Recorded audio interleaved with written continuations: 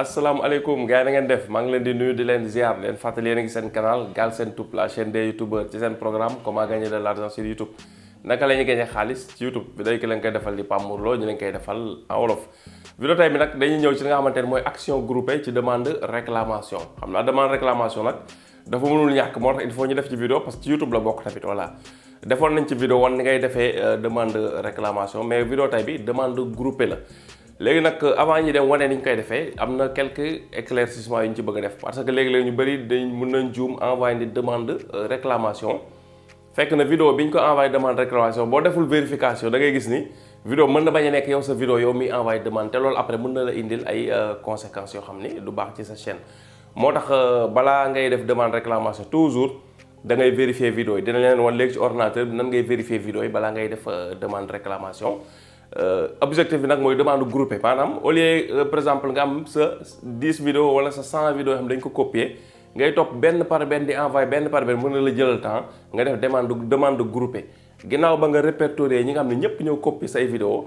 nga lancé leen doon benn demande boobu si ñoom ñëpp lay demandoo waaw loolu moo gën a pratique voilà mais comme ni ñu la ko waxee nag toujours dafa laaj vérification parce que demande koo ko envoyé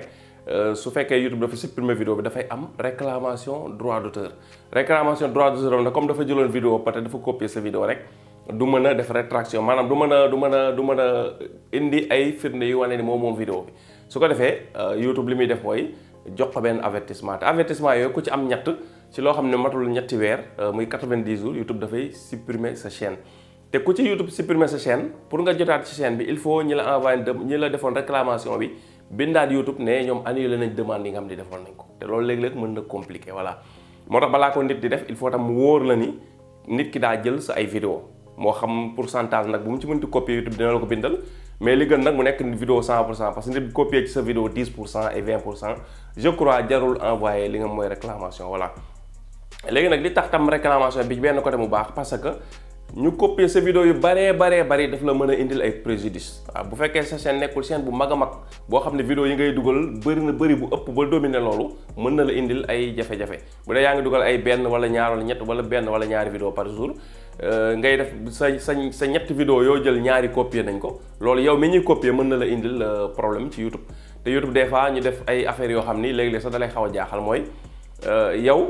yow la ñuy copier sa ba pare des fois ñu indi la si jafe-jafe te loolu duñ ci te ñoom duñ joxe benn explication détaillée voilà am na décision yu bëri yu YouTube di jël ci ay chaîne YouTube indi leen ay problème supprimer leen wala def leen ay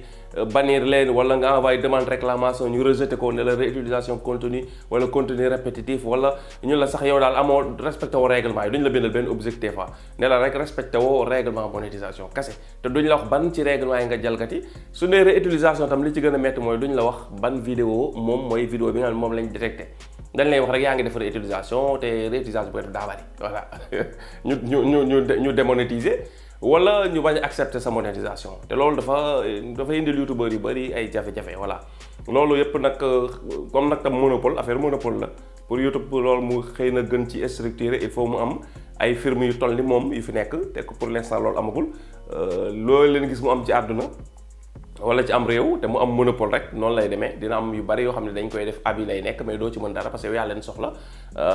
indirectement soxla nañ la mais yow yaa leen gën a soxla yow youtubeur bi nga xam ne yow da nga ciy gañ xaalis waaw directement donte ñoom tam dañuy gañ xaalis yow mais comme niñ ko waxee yow yaa leen gën a soxla voilà. léegi nag réclamation boobu yow su la ko YouTube signalé sa chaîne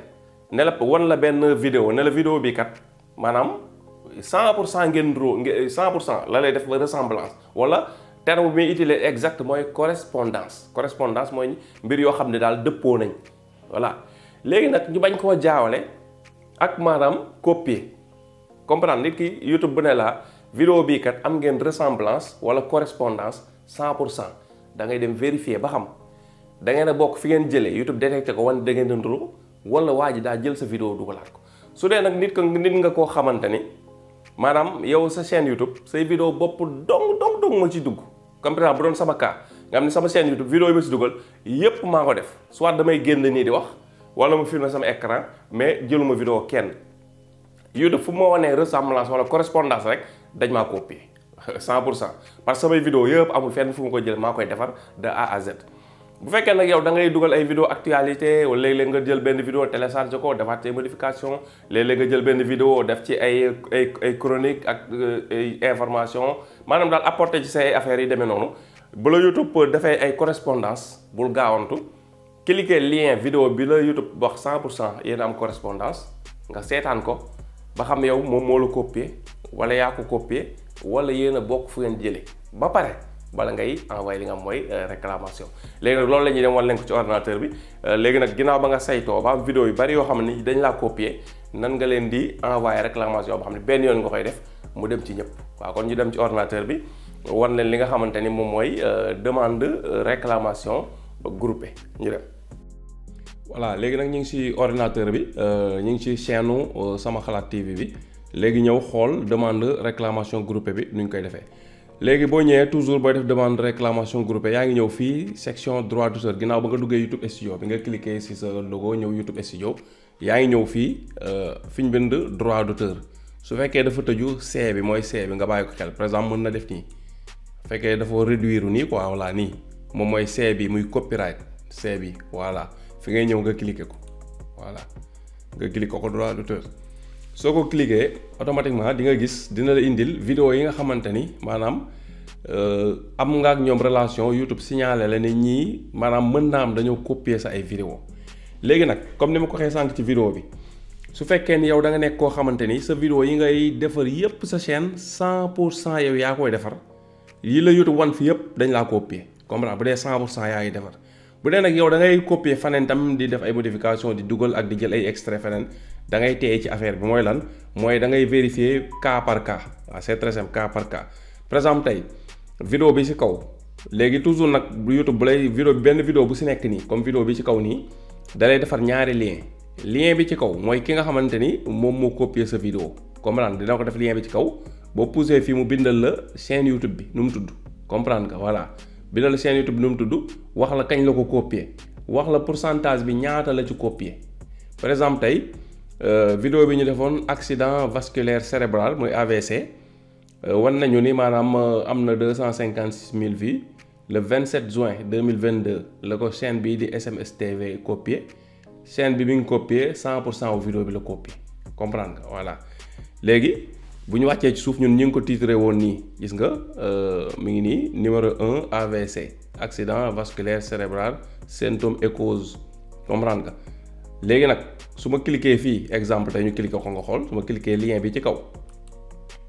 dañu leen yóbbu ci chaîne bi copier vidéo bi nga vérifier waaw mu pause ko léegi ñu vérifier léegi chaîne bi nekk SMS TV voilà moom copier na vidéo bi léegi xam nga lii gis naa ni vidéo bi da ko jëlaat ci chaîne bi rek dugal ko voilà léegi nag ma dem xool sama mu ngi nii vidéo bi mu dugal mi ngi nii bi ma cliquer dem ci lien bi ubbil na ma vidéo bi comprendre nga su ñëwee ci lien bi ci suuf dañuy wan suñu vidéo ñun bi nga xam ne moom la copier voilà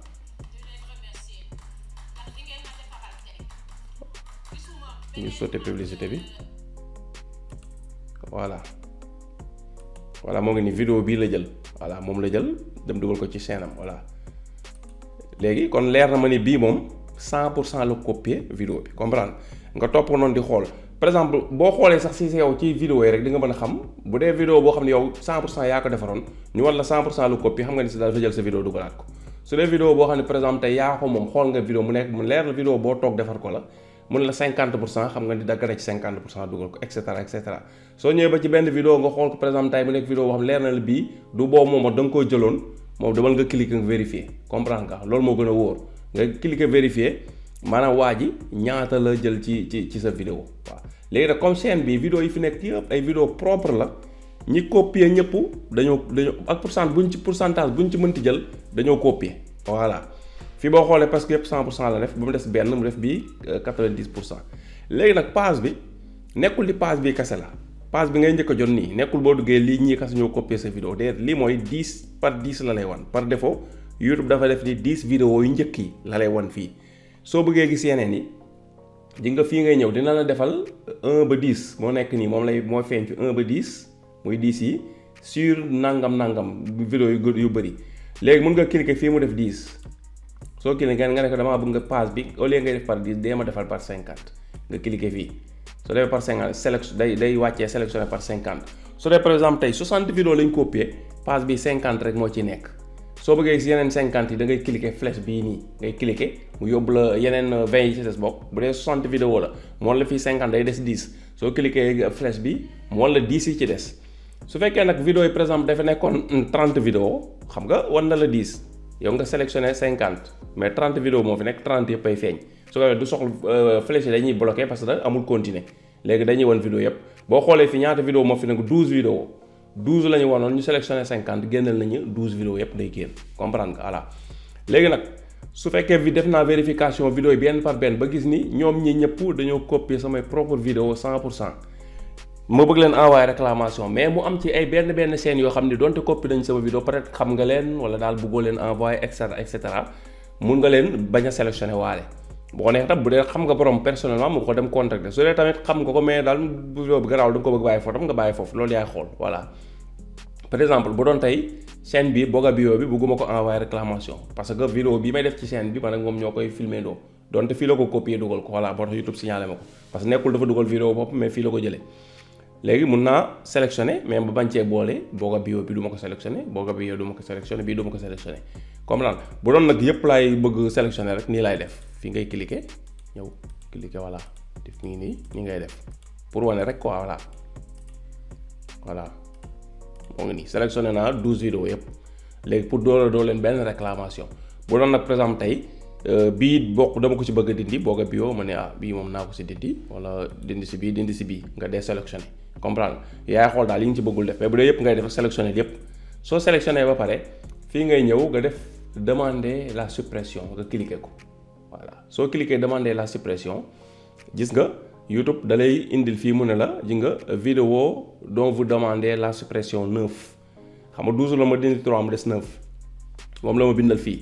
benn vidéo bu si nekk defal na la ko nii gis nga benn vidéo bu ne defal na la ko voilà gis nga ak partie nga war a remplir pour envoyer demande léegi bu ma xoolee vérifier vidéo yi ba gis ne bii daal waruma koon envoyer demande quoi bokk ci fii laay cliquer lii mel ni poubelle laay cliquer su ma ko cliquer rek day dem ñu def ko exemple quoi gis nga xoola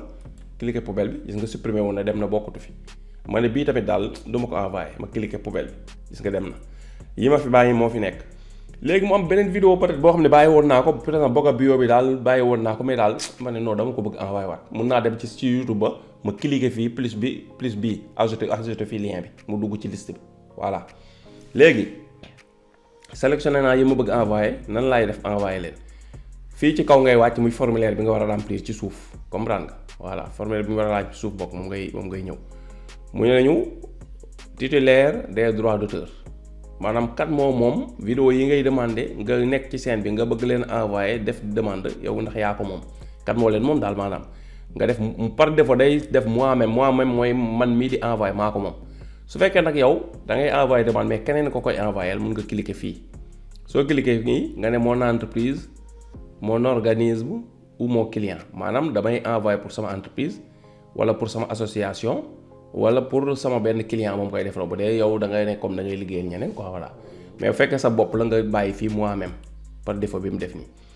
léegi fii ci topp nii dina fii bind sa tur selon ni nga ko bindee ci sa compte Google sa tur bi nga bind ci sa compte Google lay bind fii comprendre nga su fekkee dafay def par défaut am ñoom seen compte Google seen turu chaîne lañ fay bàyyi su fekkee daf nga gis mu bind fi sa turu chaîne nga dindi ko nga bind fi sa tur ak sa sant waaw c'est clair fii par défaut su détecté ni yow sa compte Google sa tur ak sa sant nga fa def da koy détecté dugalal la ko fii par défaut su dee di la fay dugal sa turu chaîne dindi ko nga def fi sa tur ak sa sant fii nii sa numéro téléphone moo fiy nekk par défaut mooy numéro bi nga def ci compte Google bi lay sélectionné def ko fii nii email bi nga xamante ni moom ci la chaîne YouTube bi nekk moom lay sélectionné mu def ko fi par défaut mu ji nga dafa def obligatoire gis nga voilà moo tax mu bloqué ko léegi su ay nekkee am na beneen adresse email boo xam ne bëgg nga ko fi def secondaire nga yokk ko fii comprendre nga boo xam ni mën nañ ci contacter ki nga envoyé wala ñu contacter la si voilà mais du ko jar bu dee email mi ngi fonctionne normal yaa ngi koy consulter nga mën ko bàyyi nii mais fii du obligatoire da lay neex rek nga dolli fi beneen email bu la neexee doo ko fi dolli fii mu defal la relation avec le contenu protégé par des droits d'auteur obligatoire il faut nga bind ko mu loolu mooy lan mooy daf ne la yow ak vidéo yi nga sélectionné di ci waaj envoyé demande yow lan nga ci daal voilà nga ne maa ko moom mun nga bind fii ban relation nga am nga def propriétaire voilà nga def propriétaire soo defee propriétaire voilà propriétaire léegi mooy lan mooy man maa moom vidéo yi ci suuf fii pays bi sélectionné na Sénégal parce que détecté na ko ci sa compte Google comprendre nga voilà su fekkee sa compte Google yow par dara da nga nekk Sénégal ba pare nga defoon ci par exemple sélectionné woon tey Mali wala dara wala Gambie wala France te fekk nu nekkoo foofu mun nga def Sénégal nga kii ko nga cliqué fii sélectionné Sénégal waaw boo cliqué rek da lay indi liste pays gis nga dem wër ba egg Sénégal sélectionné Sénégal voilà par défaut dugal na Sénégal nga bàyyi ni bu dee fii la su dee France nga nekk yor chaîne foofu ngay def demande nga def France bu dee faneen fu munti nekk rek dëkk boobu voilà léegi fii adresse bi nga xam ne fa nga dëkk bi mu gis ci compte Google bi def na ko fii comprendre nga sélectionné yëpp par défaut soo amee nag loo ci bëgg a modifier bu dee diggante bi da nga fee tuxu wala yu demee noonu dëkkatoo fi mu bind nii nga changé def fi nga dëkk aussi simple que ça voilà léegi bu ñu wàccee suuf fii mu def option de suppression maanaam yow ban façon supprimer nga bëgg YouTube supprimer ko sa vidéo yi nga xam ne copier nañ ko bi ci njëkk mu ne délai de suppression des vidéos concernées maanaam temps bi nga xam ne moom nga bëgg a jox ñi nga parce que xaar ñu leeral fii tuuti parce que dafa am ñaari option fii moom la def nii bii ak bii mooy lan mooy mën nga ne YouTube maanaam damaa bëgg a may ñu copier sama vidéo yëpp damaa bëgg leen a may une semaine léegi man dinaa envoyé demande bi mais yow YouTube da nga leen di envoyé message nga wax leen vidéo yi kat ngeen copier borom nee na ngeen supprimer ko may na leen juróom-ñaari fan su ngeen ko supprimer wul ba mu mat juróom-ñaari fan man YouTube dinaa ko supprimer te dinaa leen defal avertissement comprendre dinaa supprimer vidéo defal leen avertissement léegi nag su ngeen ko supprimer leen seen bopp dara du xew waaw man bu ko defee bu boobaa fekkee loolu nga décidé bii ngay coché suppression programmée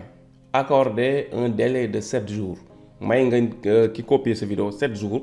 pour moom mu supprimer boppam bañ a am problème comprendre nga bii nag moo gën ci demande yi parce que bu ko defee avantage mooy maanaam doo indil nit ki problème ci seen YouTube am donte copier na sa yëf xam ne bu la neex nga def suppression automatique comme dañ leen ko wan léegi mais bii dafa mooy gën a laabir tuuti quoi parce que au moins nit ki bu fekkee koo xam ne dafa jël seenam sérieusement da ci liggéey dina gis message yi dina gis Gmail bi dina gis notification mu xool ko ñu ne ko vidéo bi nga copier kat supprimer ko balaa YouTube di ko supprimer boobaa dina ko dem supprimer bu dee koo xam nag mën na toog ay weer du xool YouTube studio am du dugg ci Gmail am même 7 jours yi dina jeex YouTube supprimer te du ko gis am na ñoon noonu la ñuy def duñu vérifier dara quoi moo tax nag loolu tam kenn ku ne boo nekkee YouTuber nga bàyyi ci xel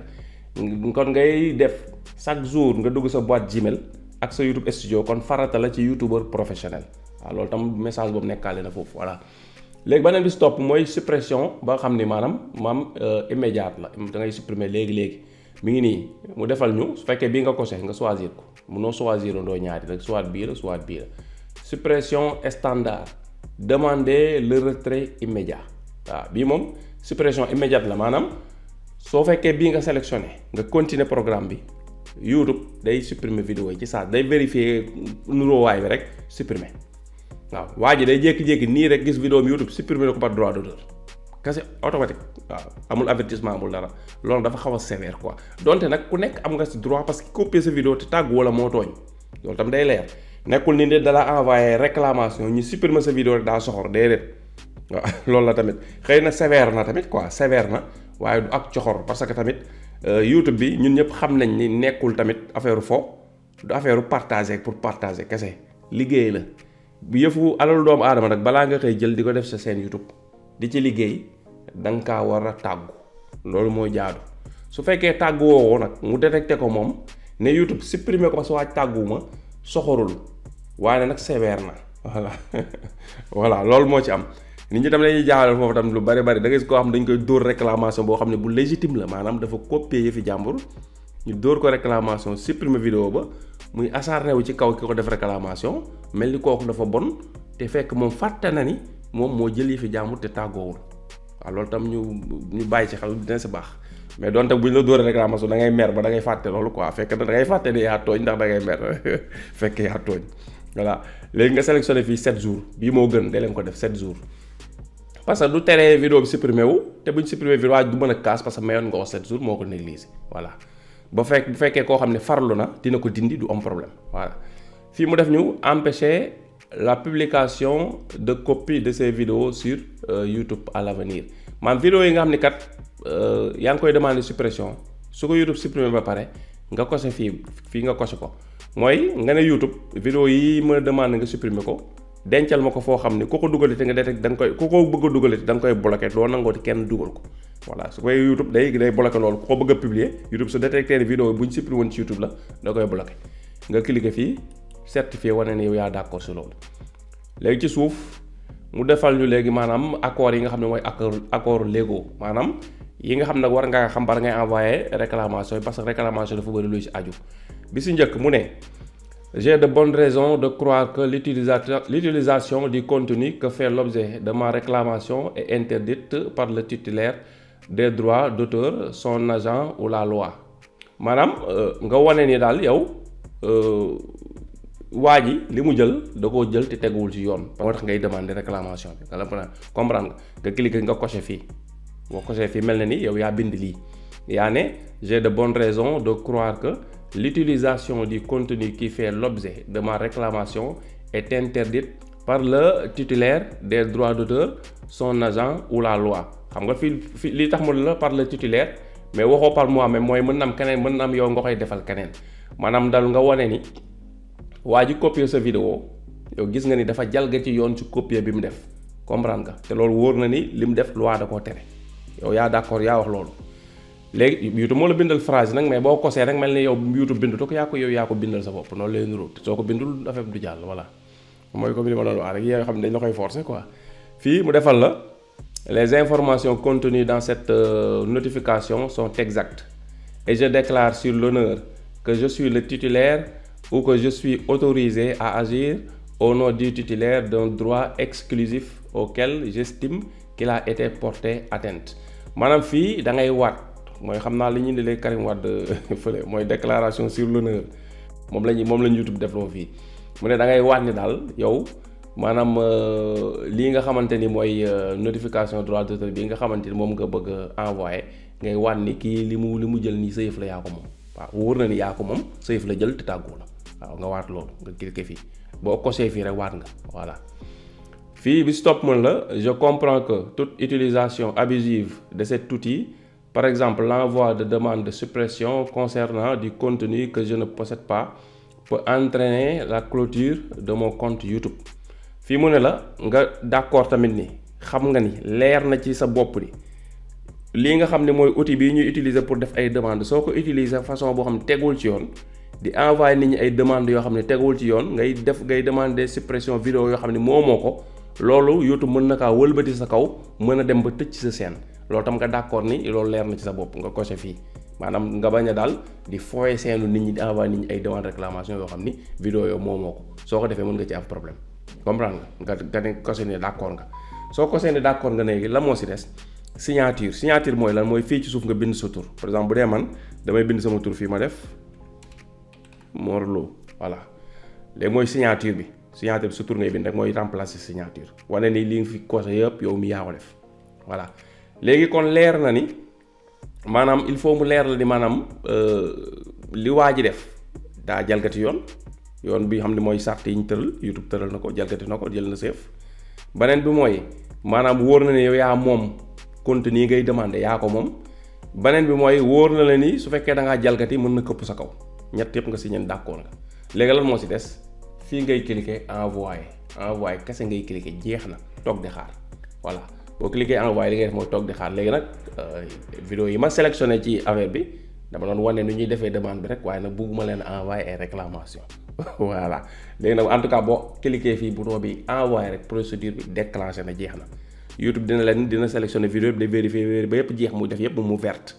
su defee yëpp mu verte après dañ leen ko woon ci beneen boo xam ni def nañ ko ba yëpp verte ngeen xool ko ñun nëbb écran bi nga xam du ngeen gis vidéo yi yëpp verte bu yëpp vertee léegi YouTube ñooñu envoyé na leen ñoom ñëpp message ne leen vidéo yi supprimer leen ko balaa juróom-ñaari fan ku ci supprimer wul ba juróom-ñaari fan YouTube moo koy supprimer boppam waaw noonu lii mooy demande maanaam groupé boo xam ne da ngay jël vidéo yu bëri defandoo ko benn demande kott vidéo yëpp demandoo voilà kon ñu dem wan leen léegi bi nga xam ne envoyé nañ ko ba mu nekk en cours nga xam ni le 3 bi mooy dernier délai pour YouTube supprimer vidéo yëpp voilà gis nga ñu fulute nañ ak information yi des ci chaîne bi bàyyi leen partie bi nga xamante ni pour wan leen bi nga cliquer demande mu nekk en cours gis nga nii lay def en cours gis nga suppression prévue le 3 février 2024 comprendre nga recherche correspondance YouTube vérifié na yëpp gis actif gis na effectivement vidéo yi ñu envoyé yëpp correspondre na comprendre nga def na fi bloqué automatiquement maanaam képp ku jëlati vidéo YouTube da koy bloqué activé na mooy fi ñu leen wax noonu boo ko coché après vidéo yi ku leen copié waat YouTube da koy bloqué la boppam parce que gis ni envoyé nañ ci demande gis nga actif na recherche correspondance actif na vidéo yi ñu ngi en cours gis nga ñiy supprimer guñu comprendre nga bu ñu wàccee nag ci suuf dinañ gis ni am na ñoo xam ne supprimer lañ seen bopp ñu wan leen ko ni muy mel ñu chargé ko voilà ñi mooy ñi nga xamante ni bu ñuy def en cours di nga suppression prévue le 3 mooy ñi nga xam ni envoyé nañ leen notification yi mais sax xooluñu ko lijjanti wuñ ko voilà parce que supprimer wuñ vidéo yi xooluñu ko léegi ñi nga xam nag ñi ngi si suuf nii gis nga voilà ñii supprimer nañ boo gisee yii mu def na résolu lu tax parce que gis nga vidéo supprimée par l'utilisateur ayant mise en ligne maanaam ki ko dugaloon si xam nga ñëw ci kaw sax mooy si dafa suufee voilà bii mooy gën a baax gis nga kii mi ngi en cours kii mi ngi en cours suppression prévue en cours gis nga résolu kii supprimer na bosam vidéo supprimée par l'utilisateur l'ayant mise en ligne maanaam vidéo bi ki ko dugaloon supprimer na ko kon kooku du ci am benn réclamation voilà nii lay mel après benn par benn su fekkee tam am na ñoo xam ni tam supprimer YouTube supprimer mu wan na ni résolu la vidéo a été supprimée par YouTube jeex na su ko defee kooku am réclamation droit d'auteur nii mooy ni nga xam noonu la ñuy defee demande réclamation groupée voilà du loo xam ne comme ni ñu ko waxee peut-être day am yoo xam des fois da nga koy jàngale ñàkk pexe même ci YouTube la bokk tamit voilà bu nit ñi bàyyi woon tam copier vidéo jàmbur itam réclamation arrêté wala kuy copier nga def nga copier intelligemment di sélectionner li nga war a copier ak parce que am na vidéo yooyu copier doo ci am benn problème mais am na scène yooyu copier dañ ci am problème kenn du fekk nit kuy defar ay vidéo propre am yor scène mu leer la kii youtubeur lay business YouTube ngay jël ay vidéo am te tàggoo ko loolu kenn du ko def am na nag façon comme ni ñu ko jàngaloon ci YouTube solution am na noo xam ne mën nga koo copier am façon vidéo mën nga koy copier doo ci am problème yooyu ñoo gën a wóor kon vidéo fii lay yem ñu leen jox rendez-vous ba vidéo bii di ñëw incha allah jërëjëf